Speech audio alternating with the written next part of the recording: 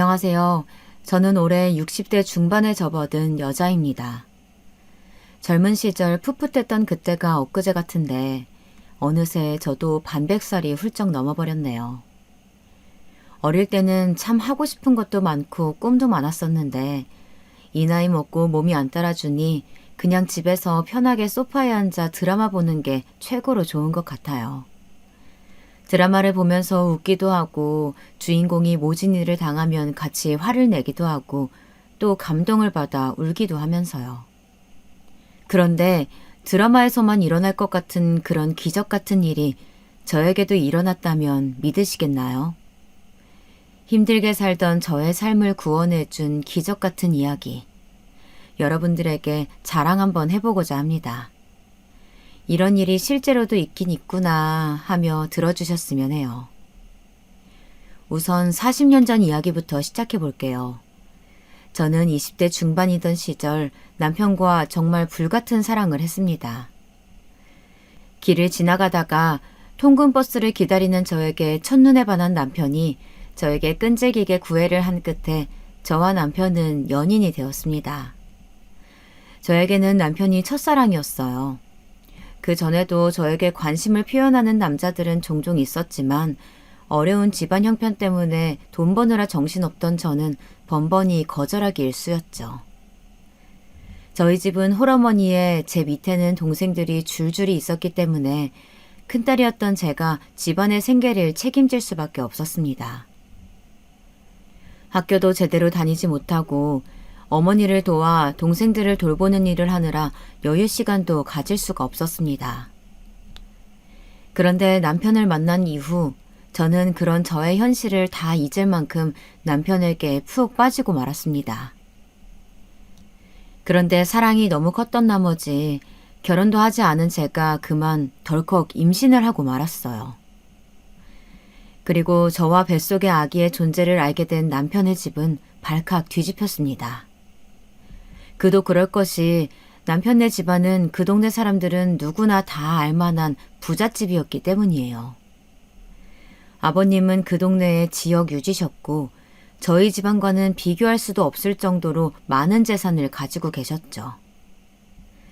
사실 남편의 멀끔한 차림새와 왠지 모르게 느껴지는 귀티 때문에 잘 사는 집안일 것이라고 예상은 하고 있었지만 그 정도로 유명한 부잣집 도련님일 줄은 몰랐습니다. 심지어 귀한 외동아들이었죠. 가방끈도 짧고 가진 것도 없는 저 같은 애를 며느리로 들이기에는 성이 안 차는 게 당연했습니다. 너 지금 제정신이니? 어떻게 저런 애를 데리고 와서 결혼을 허락해달라는 거야? 아휴, 이 천치 같은 것. 아니다. 네가 문제가 아니지.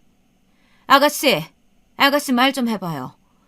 어떻게 대책 없이 애부터 가져선 어떻게 내 아들을 훔쳤길래 일을 이 지경으로 만든 거예요? 아니, 어떻게 꼬셨길래.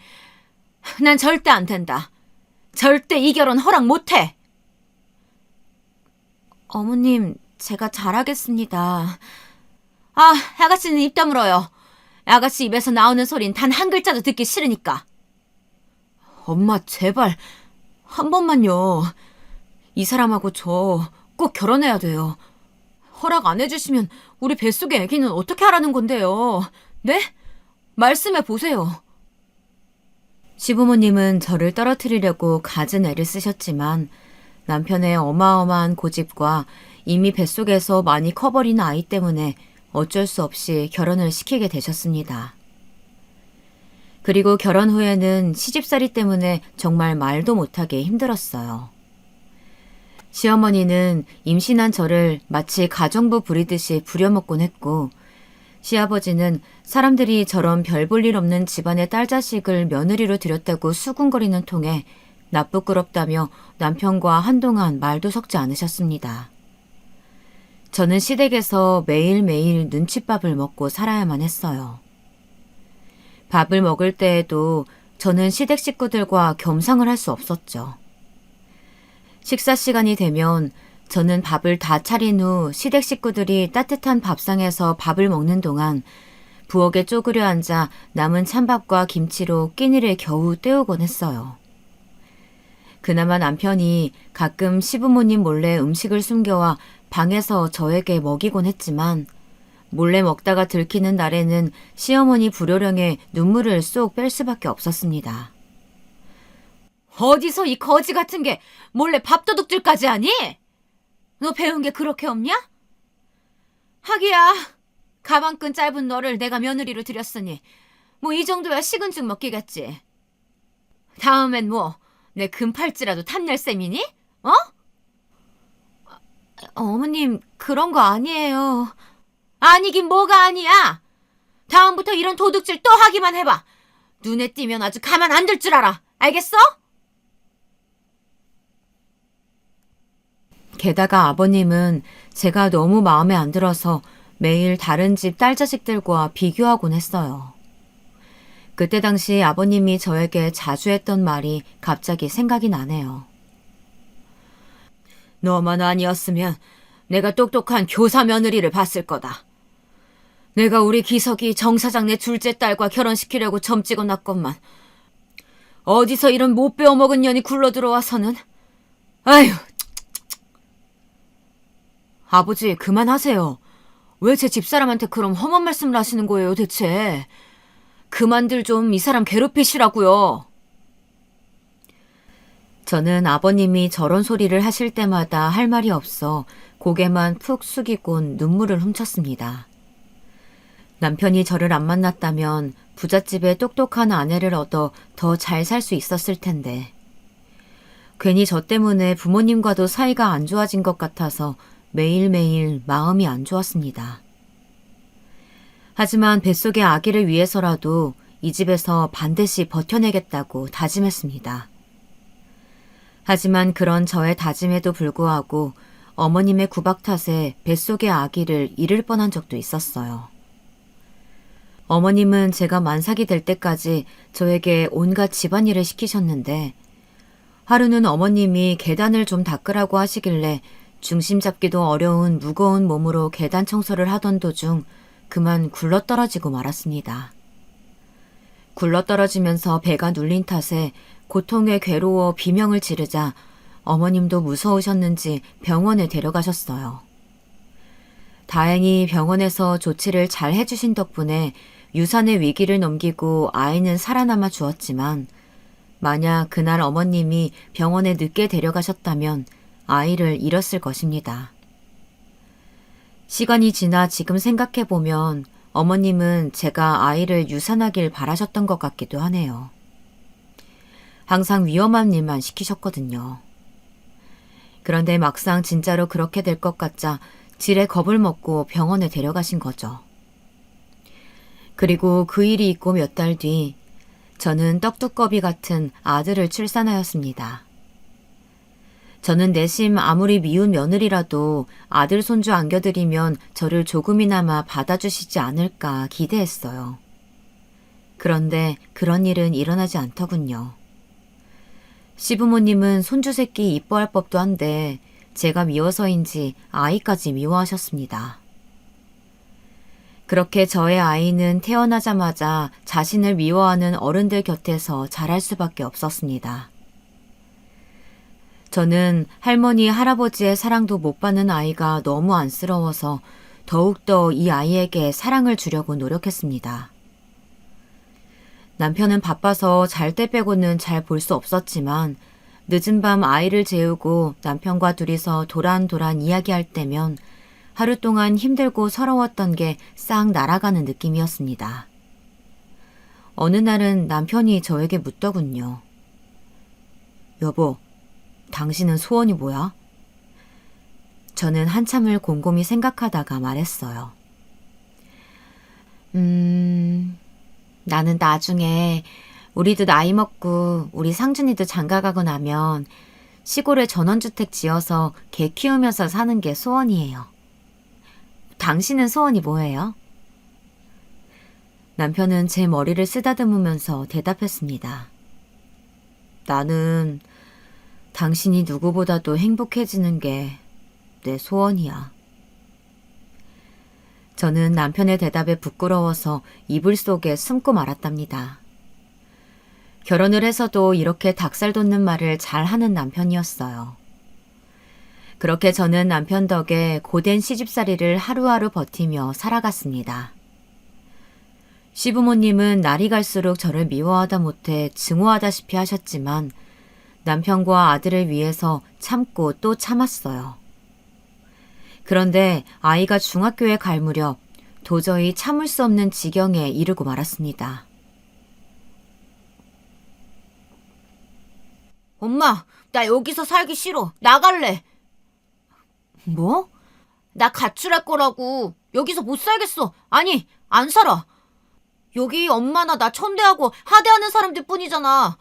할아버지 할머니도 어른이 아니야. 어른이 애한테 어떻게 그래? 맨날 나한테 엄마 욕하고 엄마 닮아서 머리 안 좋다고 잔소리하고 다 듣기 싫어. 다 듣기 싫다고. 아이가 바락바락 악에 바친 소리를 내지르는데 시부모님마저 말을 잃고 말았습니다. 그리고 전 아이가 할머니 할아버지의 막말에 울다 지쳐 잠이 들고 자기는 태어나지 말았어야 한다고 자책하는 모습을 보니 내 아이를 이런 집에서 불쌍하게 키울 수는 없다는 생각이 강하게 들었어요. 그래서 저는 그 길로 남편에게 이혼을 선언했습니다. 뭐? 이혼을 하자고? 아니, 여보, 힘든 건 알지만 당신 부모님하고 인연 끊을 수 있어요? 난 당신이 인연 끊고 나랑 우리 아들이랑 함께 하겠다면 결혼 생활 이어갈래요. 근데 지금껏 봐온 당신이라면 당신은 효자예요. 효자랑은 못 살아요, 나도. 당신은 좋은 사람이지만 시부모님하고는 이제 얼굴 보며 살 자신이 없어요. 여보, 다시 한 번만 생각해 봐줄 순 없는 거겠지?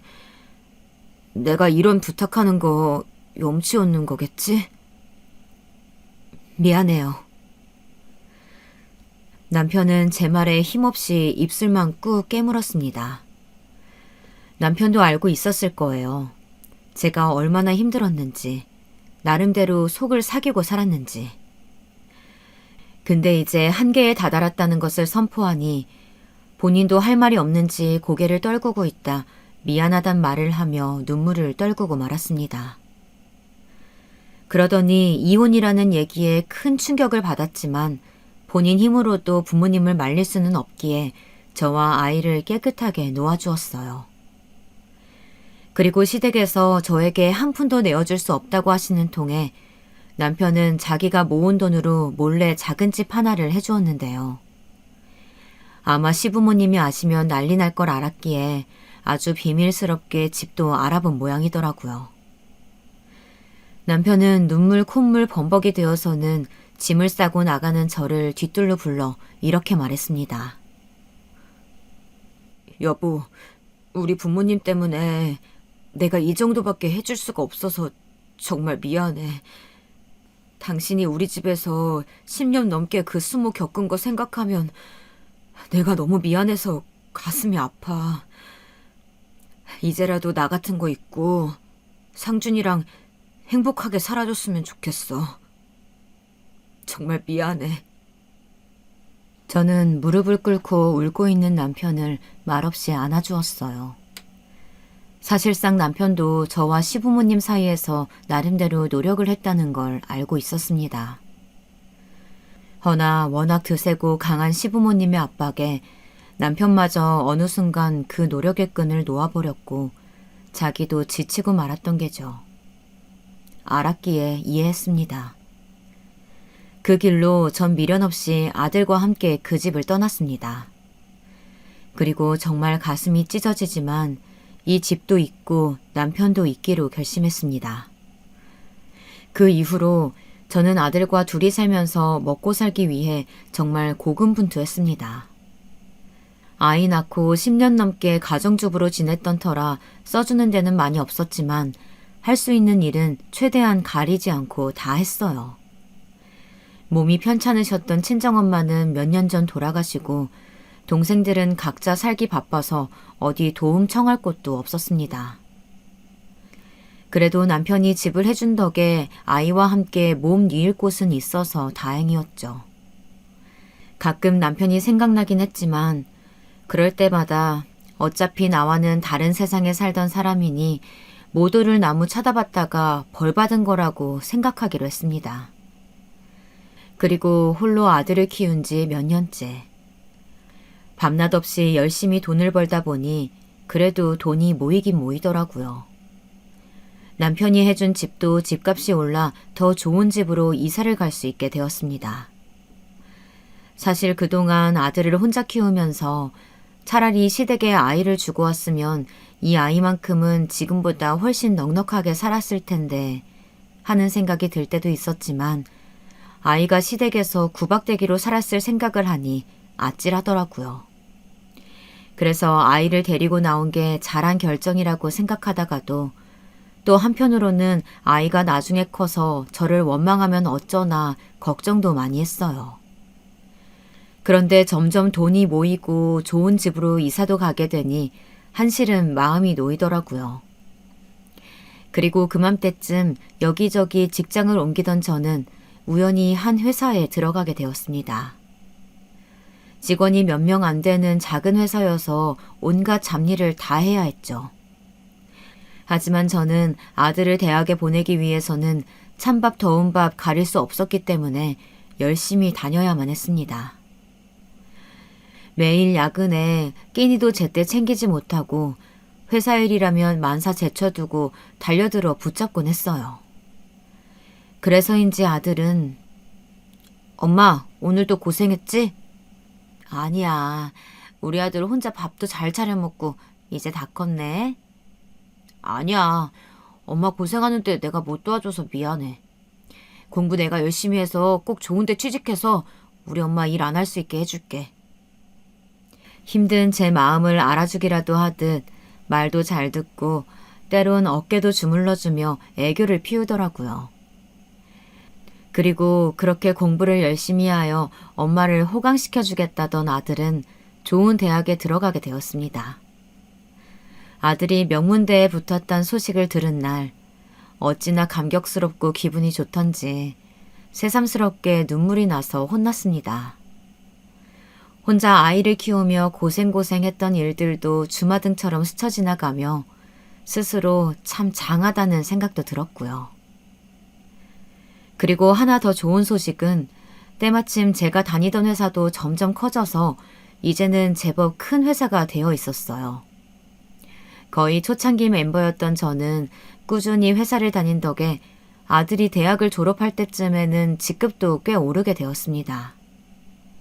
사실 저같이 가방끈 짧고 배운 거 없는 사람이 이렇게 되기는 힘들죠. 하지만 제 성실함을 좋게 봐주시고 가족같이 챙겨주시는 사장님 덕에 저는 점점 연봉이 올라 삶의 여유가 생기기 시작했습니다.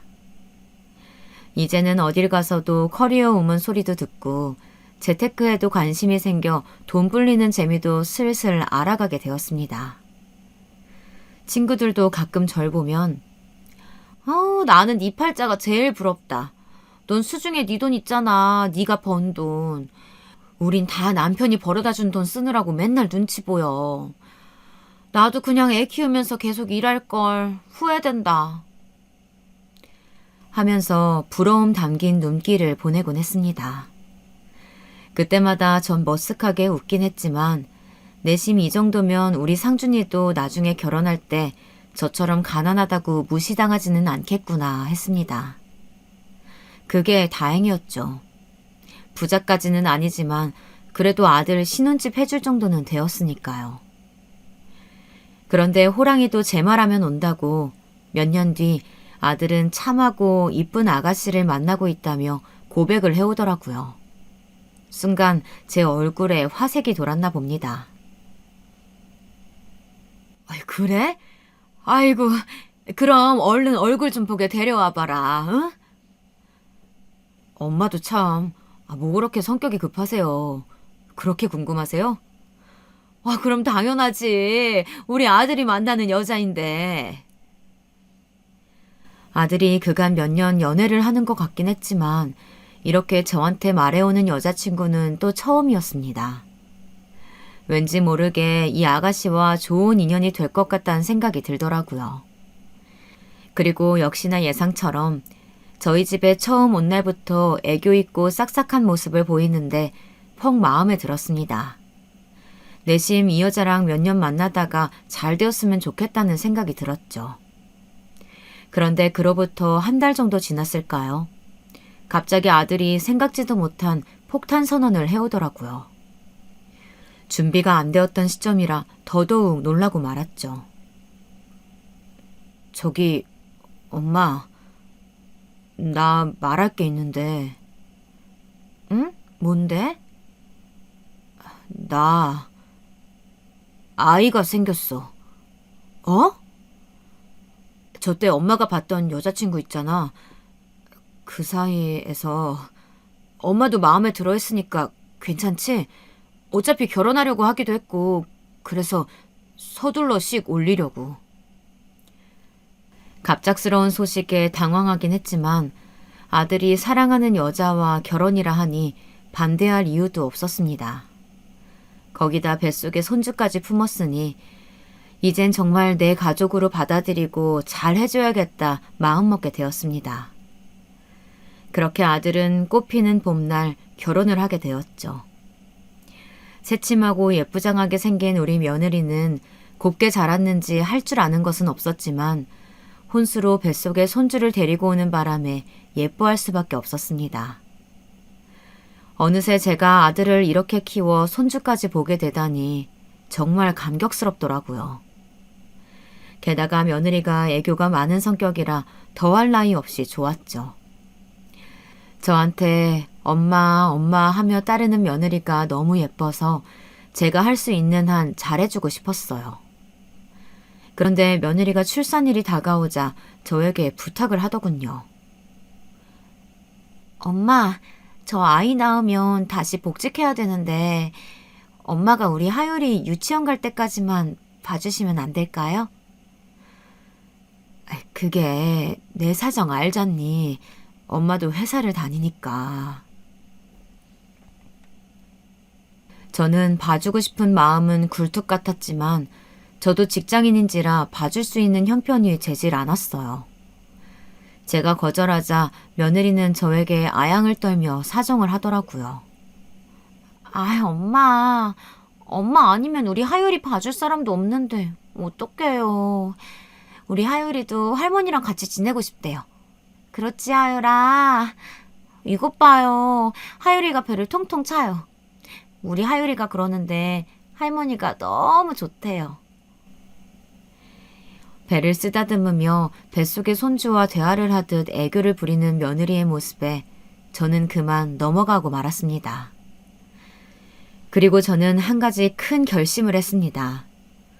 손주를 보기 위해 가족처럼 생각하고 오래 다녔던 회사를 그만두게 되었어요. 사실 사장님께서는 저한테 퇴직이 아닌 휴직 처리를 할 테니 아기가 어린이집에 갈 때까지만 쉬다가 다시 돌아오라고 하셨지만 며느리는 최소 5년은 키워주길 바라는 눈치였고 저도 회사에 그렇게 오랫동안 민폐를 끼칠 수는 없다고 생각하여 사직서를 내게 되었습니다. 그렇게 그동안 잘해주셨던 사장님께 마지막 인사를 드리고 회사를 떠났어요. 그리고 며느리가 예쁜 손주딸을 출산한 후 주 5일을 아들네 집에 출근하기 시작했습니다.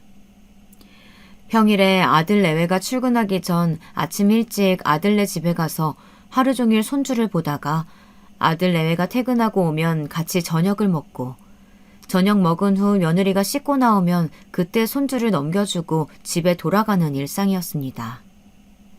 사실 이 나이 먹고 아이를 보는 게 힘에 부치긴 했지만요.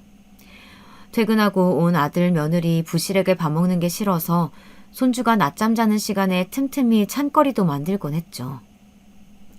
그렇게 하루 종일 아들네 집에 있다가 집에 오면 이미 깜깜해진 늦은 저녁이라 씻고 TV 조금 보다가 자면 하루가 마감되었습니다. 평일에 쉬는 날도 없이 무리해서 손주를 봐주다 보니 주말에는 거의 시체처럼 누워만 있기 일쑤였습니다. 어쩌면 회사 다닐 때보다 훨씬 힘든 일상이었던 것 같아요. 하지만 그렇게 힘든 와중에도 손주만 보면 너무 예뻐서 저절로 발걸음이 아들네 집으로 향했던 것 같네요. 아들내외는 제가 아이도 봐주고 살림도 간간히 도와주는 걸 대단히 고맙게 생각하더라고요. 퇴근하고 온 아들은 밥 먹은 후 제 어깨를 주물러 주기도 하고 며느리는 여전히 애교를 부려가며 저한테 고마운 마음을 표현하곤 했어요. 엄마, 하율이 보느라 바쁘셨을 텐데 언제 이런 반찬은 다 하셨어요. 아우, 진짜 둘이 먹다가 하나가 죽어도 모를 정도로 맛있어요. 역시 우리 엄마 최고. 그래? 맛있니? 아유, 다행이구나. 많이들 먹어라. 며느리가 제가 만든 반찬이 너무 맛있다며 호들갑까지 떨어가며 칭찬해주니 저도 어깨가 으쓱하더라고요. 시어머니라면 질색팔색하고 싫어하는 며느리들이 많은데 우리 며느리는 그런 것도 없이 저를 너무 잘 따르고 좋아해주니까 그렇게 예쁠 수가 없었습니다. 주변에서도 우리의 이런 관계를 신기해 하더라고요. 보통 고부 갈등이 있기 마련인데 잘 지내는 관계가 참으로 보기 좋다면서요. 제 친구들도 며느리는 몇 번 본 적이 있었는데 시어머니 공경을 참 잘한다고 칭찬이 자자했습니다. 그렇게 나이가 들고 나니 어느 날 문득 홀로 아들을 키우며 힘든 때도 많았는데 이렇게 아들이 예쁜 새 식구를 둘이나 데려와 화목하게 지낼 수 있게 되니 이제 제가 가진 모든 것을 이 아이들에게 주어도 좋겠다는 생각이 들었어요. 그래서 몇 년이 지나 손녀딸이 유치원에 들어갈 때가 되자 저는 제가 가진 모든 재산을 이 아이들에게 주고 남은 여생을 지금처럼 행복하게 살기로 결심했습니다. 그런데 친구들은 이를 두고 조금 반대를 하더라고요. 얘, 요즘 얼마나 흉흉한 일이 많은데 뭐 그런 큰 결정을 해. 조금 있다가 넘겨. 뭘 벌써부터 넘기려고 하니? 그러게나 말이야. 100세 시대라잖아. 지금 넘기면 또 나중에 일이라도 생기면 어쩌려고.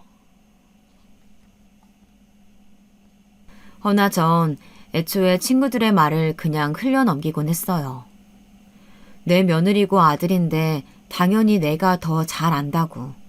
나한테 얼마나 잘하는 애들인데 하면서요. 친구들도 직접 며느리 행실을 보긴 했던 터라 더 말을 잇지는 못하더라고요. 지금은 그때의 제 행동을 무척이나 후회하지만 그땐 그만큼 아이들을 끔찍이 믿었습니다. 저는 하루 나를 잡아 아들 내외를 앉혀두고 말했습니다. 나는 너희가 이렇게 행복하게 사는 걸 보니까 이제 죽어도 여한이 없구나. 내가 가진 재산이 그렇게 많지는 않다만 어차피 죽으면 너희한테 물려줄 거 좀 더 일찍 물려주면 너희들도 편하지 않겠니? 한 살이라도 젊을 때 돈이 있어야 고생을 덜하고 살지. 나는 나이 먹고 어디다가 쓸 데도 없구나. 정말이에요, 엄마? 세상에 뭐라고 말해야 할지 모르겠어요. 너무 감사해요.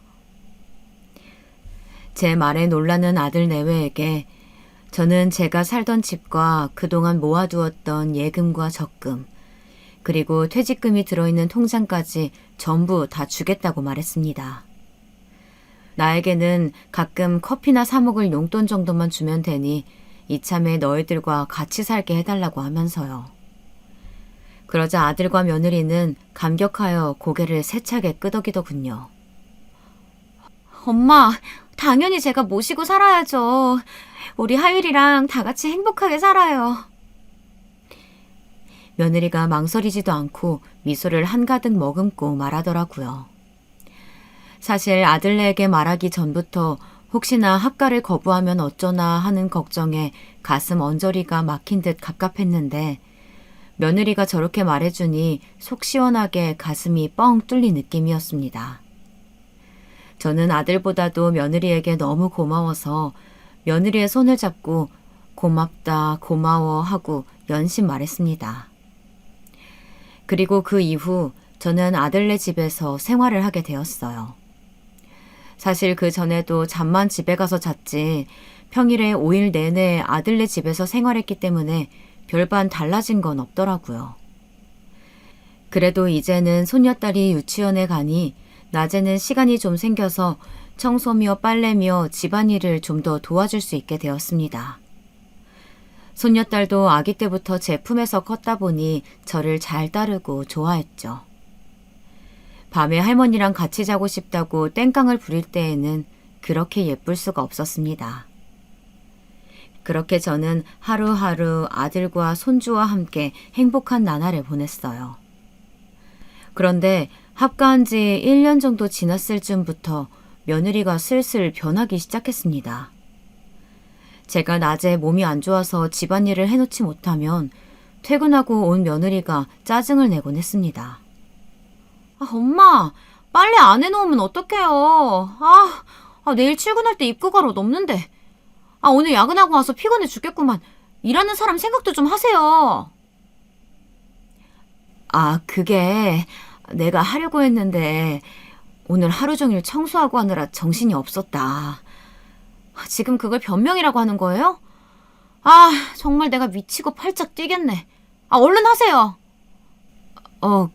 그래. 며느리가 날선 목소리로 저에게 짜증을 낼 때면 저는 괜히 미안한 마음에 아픈 몸을 이끌고 집안일을 마저 하곤 했습니다.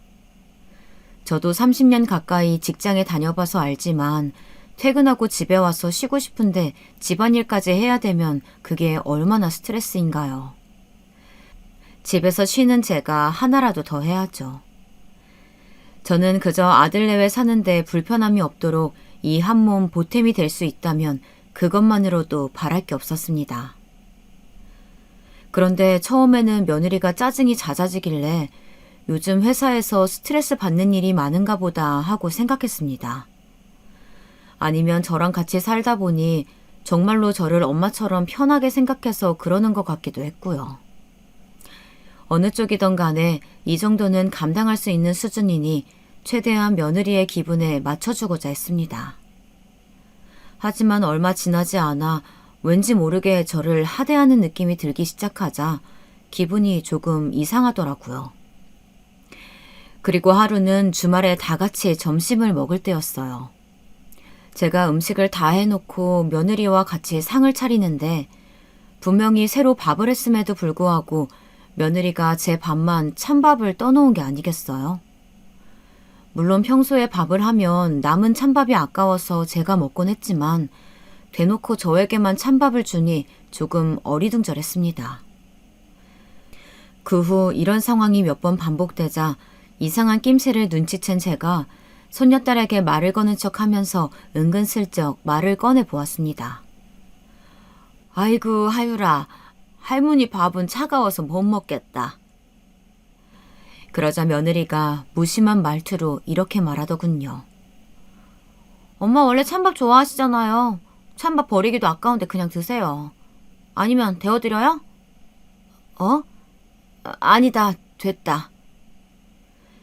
굳이 새밥도 아닌 찬밥을 데워주겠다는 며느리의 말에 기분이 상했지만 됐다고 하고선 찬밥을 꾸역꾸역 먹었어요. 그리고 그 후에도 며느리가 식사 때마다 저에게 찬밥을 줬지만 저는 굳이 새 밥을 떠와 먹곤 했습니다. 제가 찬밥을 놔두고 새 밥을 떠오면 며느리가 기분 나쁜 눈초리로 쳐다보았어요. 그리고선 쿵쿵거리며 찬밥을 싱크대에 쏟아붓고 씩씩거렸죠. 내가 먹는 밥이 그렇게 아까운가?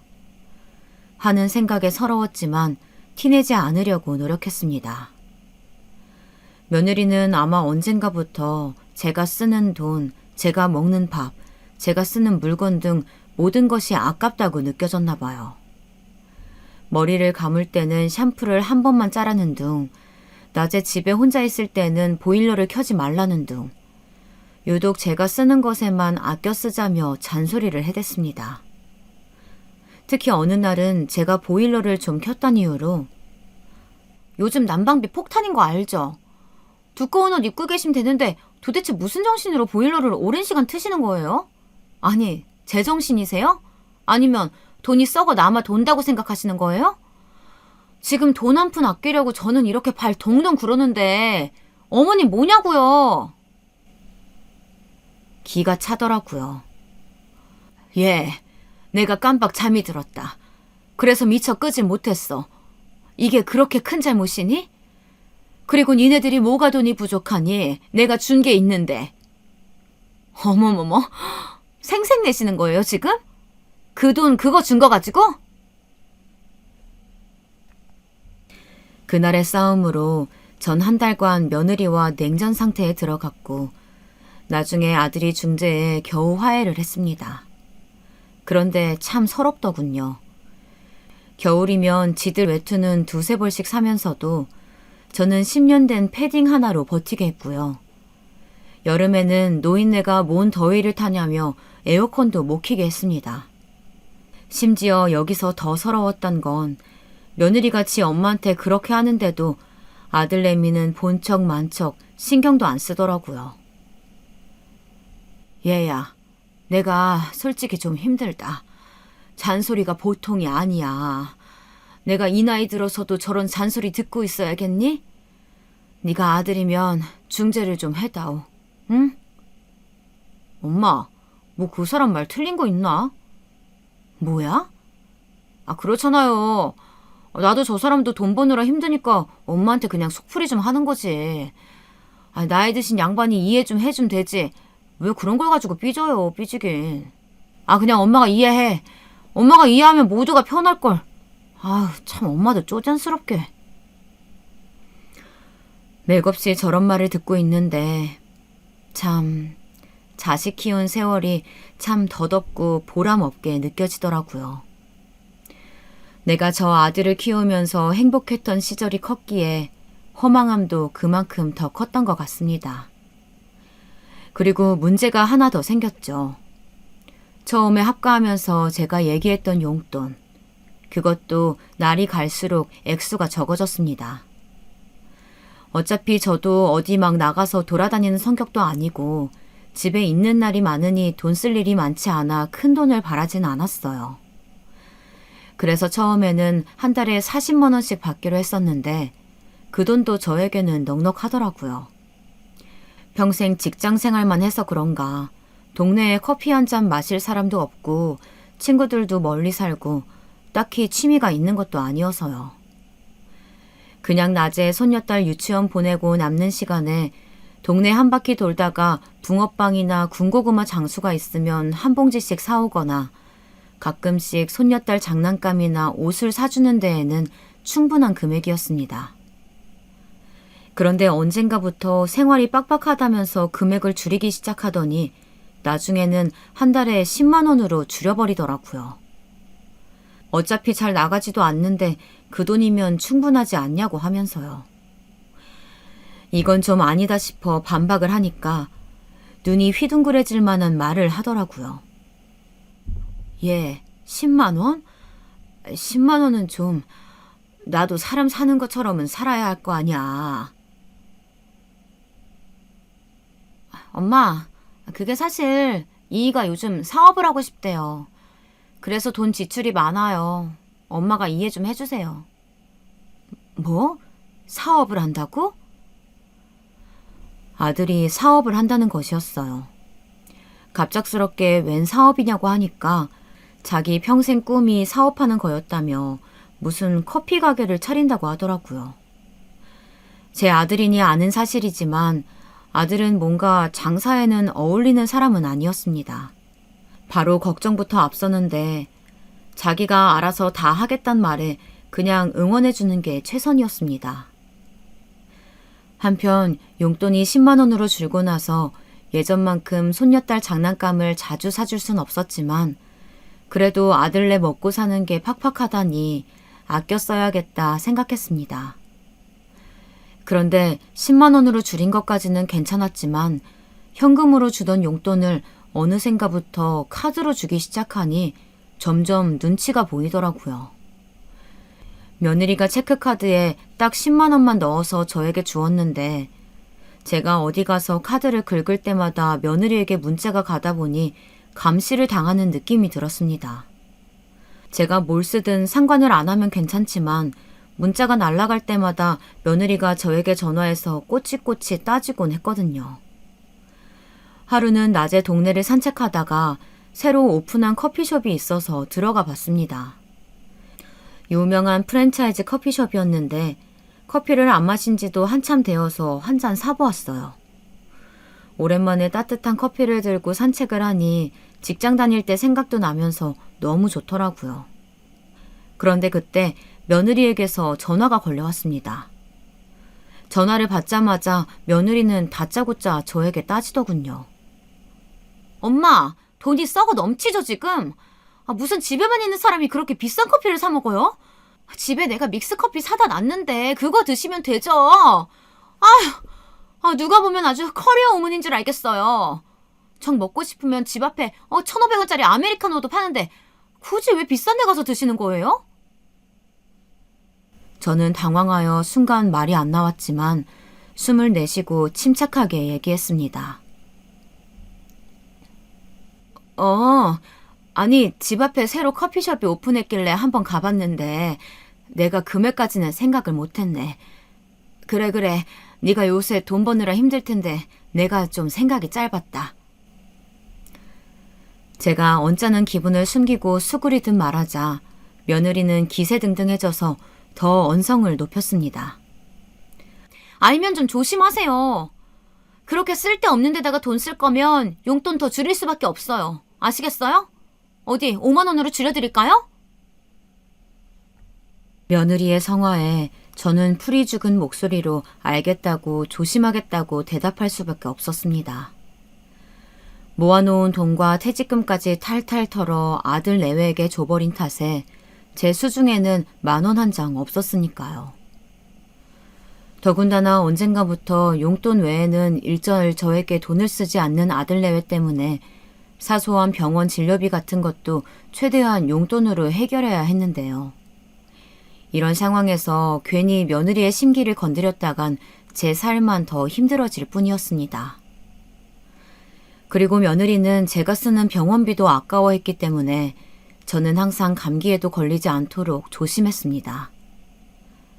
30여 년 전 아들을 낳았을 때 산후조리도 하지 못하고 시집살이에 고생만 한 탓에 무릎이며 허리며 성한 곳이 없었지만 물리치료를 다니고 싶다고 말하기에도 눈치가 보여 꾹꾹 참기만 했습니다. 그러다가 어느 날 빨래 바구니를 옮기던 저는 그만 손목을 삐끗하고 말았습니다. 처음에는 살짝 욱신거리기만 했는데 다음 날이 되니 손목이 부어서 잘 움직여지지 않더라고요. 살짝만 움직여도 시큰거리고 바늘로 찌르는 듯이 아픈 탓에 집안일에 손을 댈 수가 없었습니다. 어쩔 수 없이 저는 병원을 가야겠다고 며느리에게 말을 했어요. 하율 엄마야, 내가 어제 손목을 삐끗했는데 뭐가 잘못됐는지 손목이 퉁퉁 부어서 움직일 수가 없네. 내일 병원에 좀 가야 될 것 같은데 병원비가 좀 모자라서.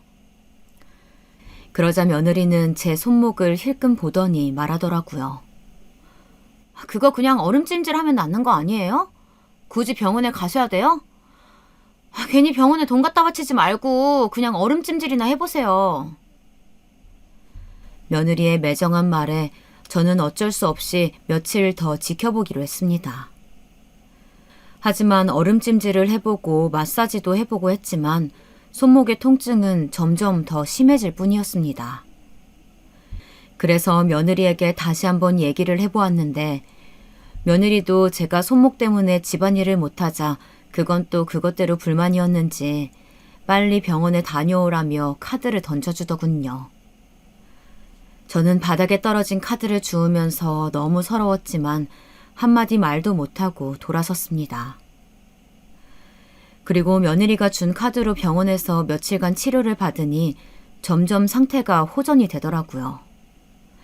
이제는 집안일도 다시 할 수 있게 되었습니다. 그런데 그 병원비 사건 이후로 며느리가 저에게 대놓고 면박을 주기 시작했어요. 하루는 제가 집안일이 밀려 아들 내외 먼저 저녁을 먹게 한 후 혼자서 늦은 저녁을 먹고 있었어요. 대충 밥 한 그릇 떠다가 있는 반찬에 먹고 있는데 씻고 나온 며느리가 저를 확 쏘아보더니 소리를 빽 지르더라고요. 아휴, 밥은 또 진수성찬을 차려 먹네. 언제까지 밥만 축낼 거예요? 낮에 할 일도 없으면서 밥만 축내지 말고 일이나 좀 해요. 제발 밥값 좀 하시라고요. 네? 저는 며느리의 말에 깜짝 놀라 먹던 밥 숟가락을 떨어뜨렸습니다. 순간 내가 왜 이런 취급을 당해야 하나 너무 서러웠어요.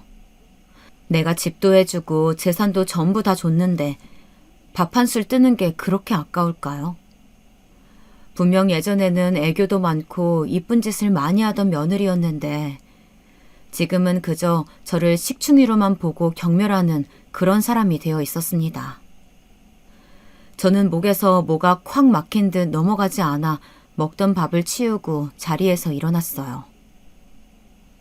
밥값이라고 했니? 밥값 충분히 하지 않았니?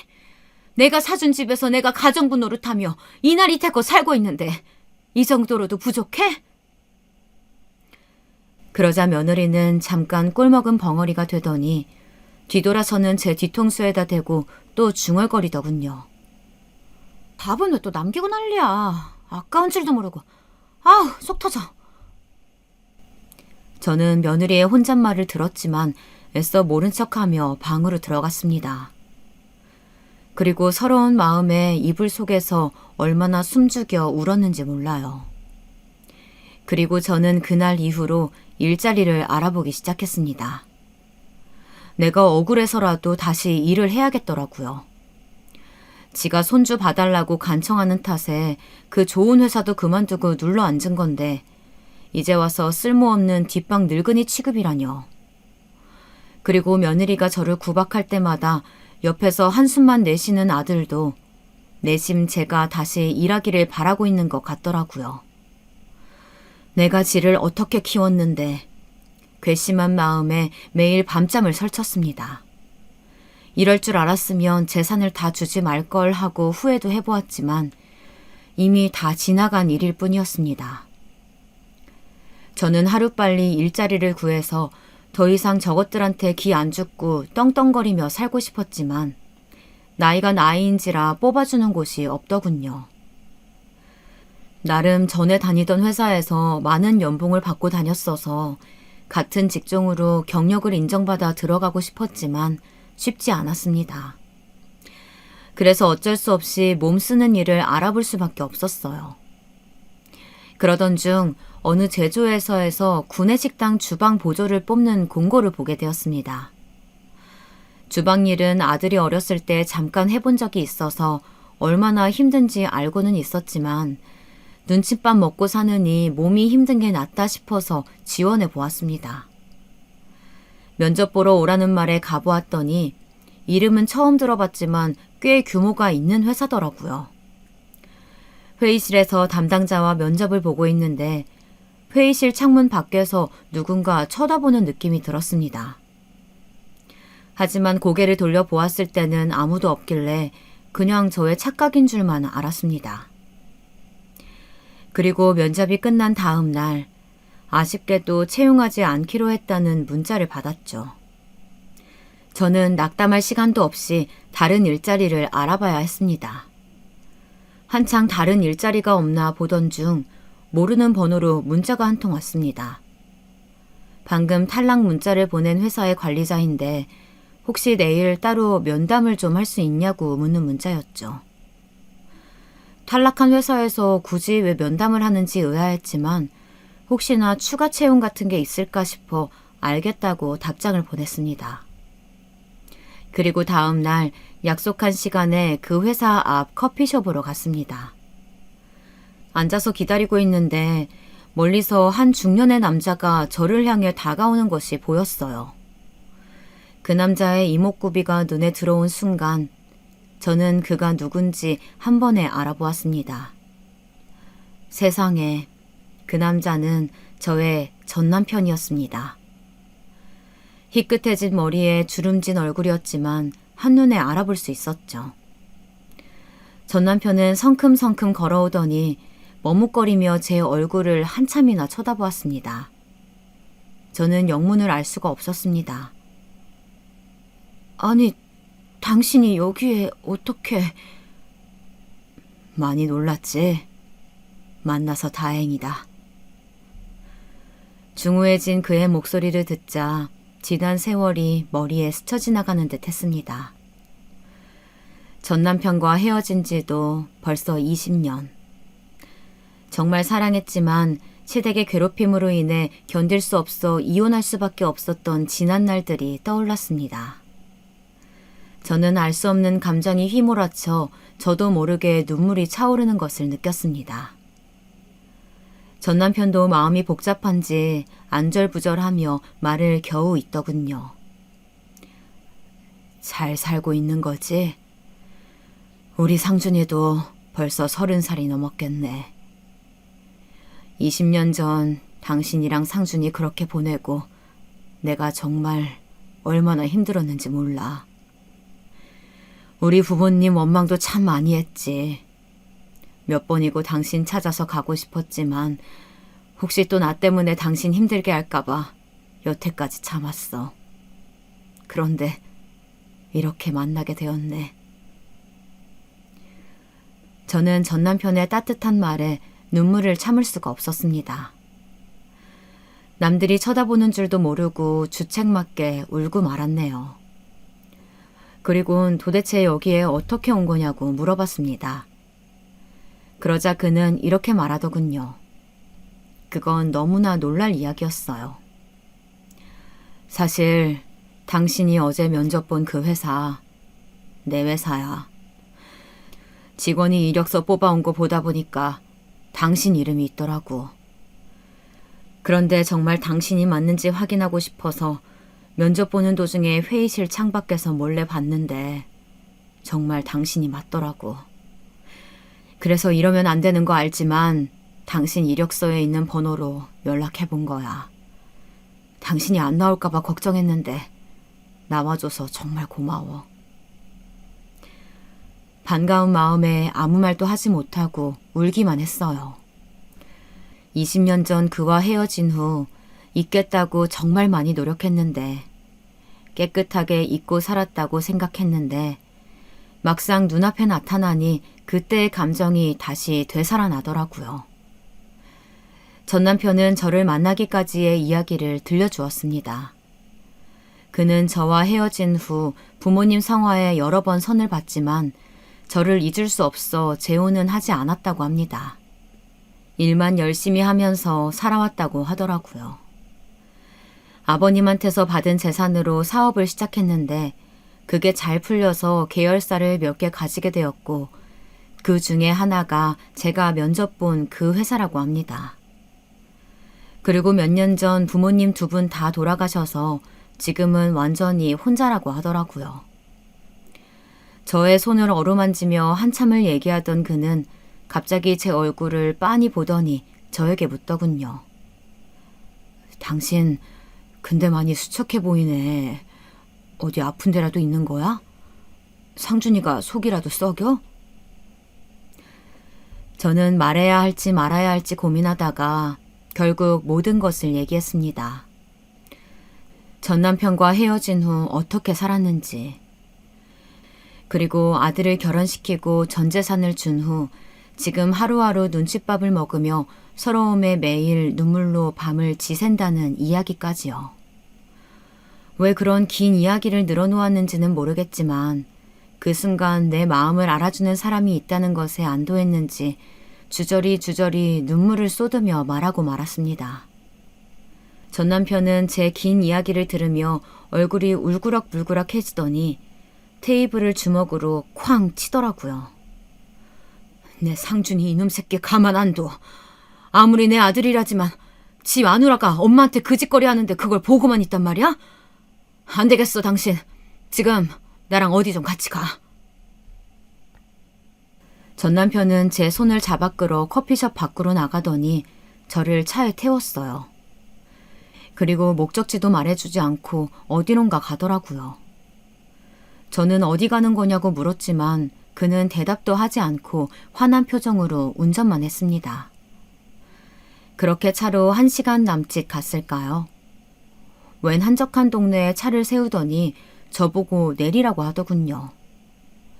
내려오자 물 좋고 경치 좋은 곳에 예쁜 단독주택 한 채가 지어져 있었어요. 여보, 여기가 어디예요?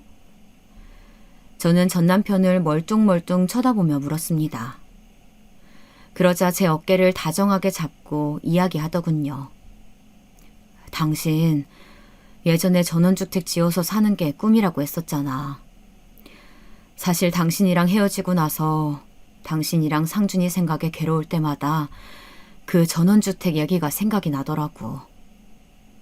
꼭 당신을 행복하게 해주고 싶었는데. 그래서 나중에라도 기회가 된다면 당신에게 사죄하고 싶어서 5년 전쯤에 지어놓은 집이야. 지금은 내가 별장으로 쓰고 있지만. 그는 잠깐 말을 멈추더니 제 눈을 똑바로 쳐다보며 다시 이야기했습니다. 당신 짐 싸가지고 그 집에서 나와. 내가 당신 어떤 마음으로 보냈는데 당신 그런 꼴 당하면서 사는 거 난 못 봐. 당신이 상준이한테 준 전 재산 몇 배는 더 내가 당신한테 줄 수 있으니까 남은 여생 여기서 편하게 살자. 어? 이제 당신 괴롭히던 우리 부모님도 안 계시잖아. 상준이 그놈은 내가 버릇을 단단히 고쳐놓을 테니까 걱정하지 말고. 아니, 그래도... 저는 그의 갑작스러운 말에 뭐라고 대답해야 될지 모르겠더라고요. 오늘 아침까지만 해도 커피 한 잔 사 먹을 수 없는 비루한 인생이었는데 갑자기 전 남편이 나타나 이렇게 꿈만 같은 제안을 하니 어안이 벙벙하여 제대로 생각을 할 수가 없었습니다. 저는 아무래도 하루아침에 결정할 수 있는 문제가 아닌 것 같아 조금만 더 생각할 시간을 달라고 했어요. 그리고는 오랜만에 전 남편과 산길을 산책하며 즐거운 시간을 보냈습니다. 집에 돌아간 후 저는 전 남편과 만난 것에 대해 아들과 며느리에게 입도 뻥끗하지 않았습니다.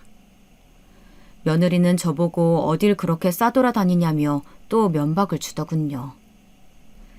저는 며느리의 말을 한 귀로 듣고 흘린 후 오랜만에 편안하게 잠이 들었습니다. 그리고 그날 이후 저는 전 남편과 계속 연락과 만남을 지속했어요. 그와 다시 합치는 문제에 대해서는 조금 더 고민이 필요할 것 같아서 차차 만나면서 생각해보기로 했습니다.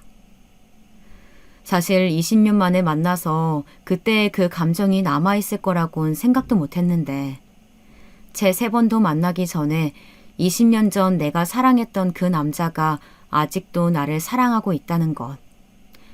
그리고 저도 아직 그를 사랑하고 있음을 깨닫게 되었습니다. 그렇게 그와 재회한 지 한 달 뒤 저는 그의 제안을 받아들이기로 했습니다. 그리고 아들 내외가 손녀딸을 데리고 나들이를 간 주말 아침 저는 방에서 조용히 짐을 쌌습니다.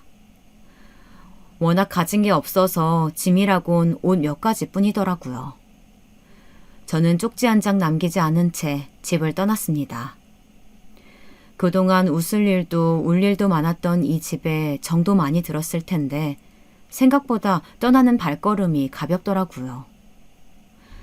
그리고 저는 집 앞에 마중 나와 있던 그의 차를 타고 그와 함께 살 그 집으로 떠났습니다. 떠나는 차 안에서 설레임과 기대감으로 마음이 붕붕 뜨더라고요. 전 남편이 준비한 그 집에 도착한 이후 저에게는 새로운 삶이 시작되었습니다.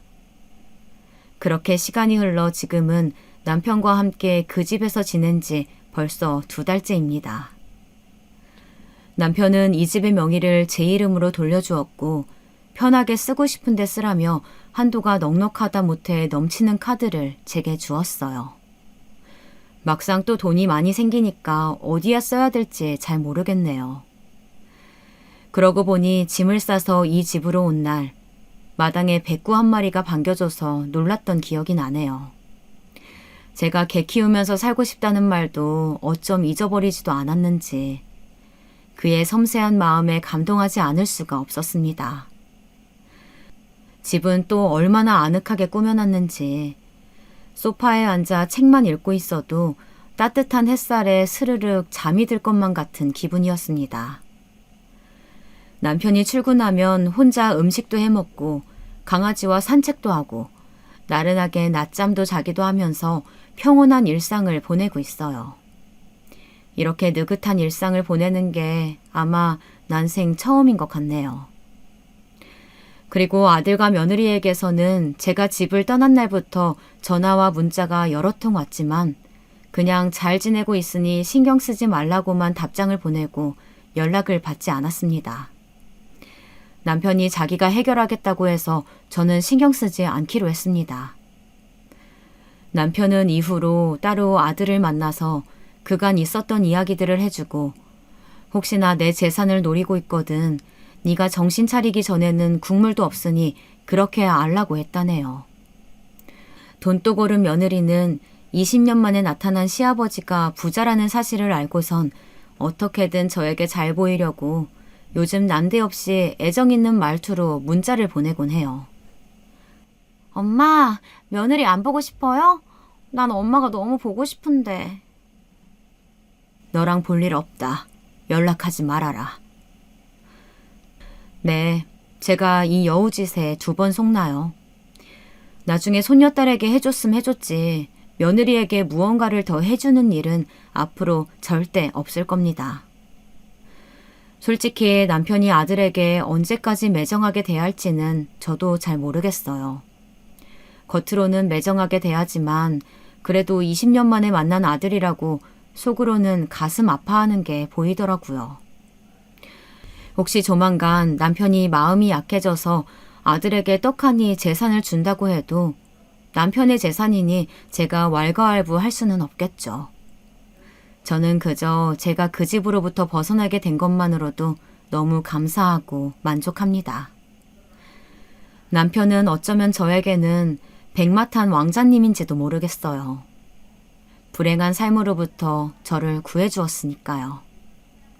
이런 제 이야기 정말 드라마에 나올 법하지 않나요? 저도 가끔 이게 꿈인지 생시인지 헷갈린답니다. 그럼 제 이야기는 여기서 마치도록 할게요. 여러분의 인생에도 드라마 같은 기적이 일어나길 바라면서 글을 마무리하겠습니다. 행운 가득한 하루 되세요.